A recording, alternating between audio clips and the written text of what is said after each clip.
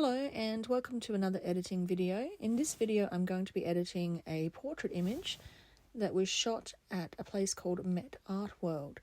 So as you can see, the image is a little bit overexposed in the background but correctly exposed for the skin. I always expose correctly for the skin because that's how I've been taught to photograph. Now I'm just going to do a few minor tweaks on the actual subject here. And then what I'm going to do is I'm going to take it in and I'm going to create a mask. I'm going to select the background mask. And with this mask, what I'm going to do is I'm just going to bring down the exposure. Just play around with it a little bit, just so it's matching her skin tone. I'm going to give it a little bit of saturation, not too much. And then just from there, I can now edit the rest of the image. Having a look at changing the color temperature, I'm not quite happy with that. It looks very, very yellow. Using the eyedropper sometimes can be a little bit inaccurate, so I'm just going to leave that as is.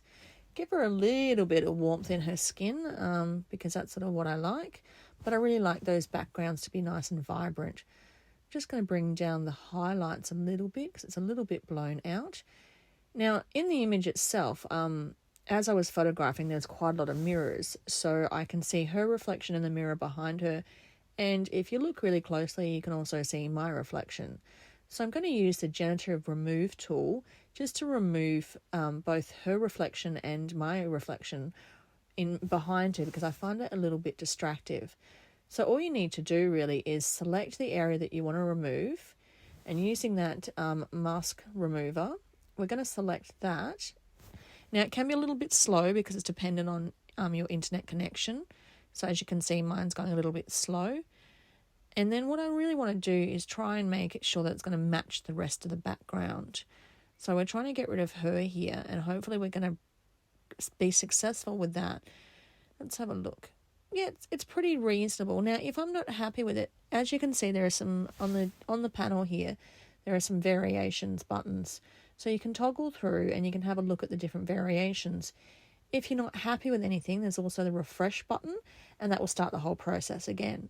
But I'm reasonably happy with what's going on there for now. Now I need to get rid of me, so I'm going to select all of that and I'm going to apply. Now if I'd selected too much area, I can use the subtract button here, or I can use the add if I need to select more, and that just refines the actual mask itself. So it usually picks up something that's fairly close to the area of where you're actually removing, and usually it's looking pretty good. I haven't had too many problems with this tool. I think it's pretty powerful, and it's a good addition to the Adobe editing suites. So as we can see, that's not too bad. It's looking fairly close. Now I'm just going to toggle through and see what else it's created for me. That's a little bit better. I'm preferring that, but I can still see some more of her reflection. So I'm just going to remove the last of that. Now, as you can see, it hasn't quite selected it correctly, so I'm just going to add a little bit more in there, and then I'm going to apply. So always remember to hit the apply button, otherwise you're going to be sitting around waiting for it to do nothing. So let's see what it generates, and I really want to match that background to make it look realistic. So once it's done that, let's see what it actually does.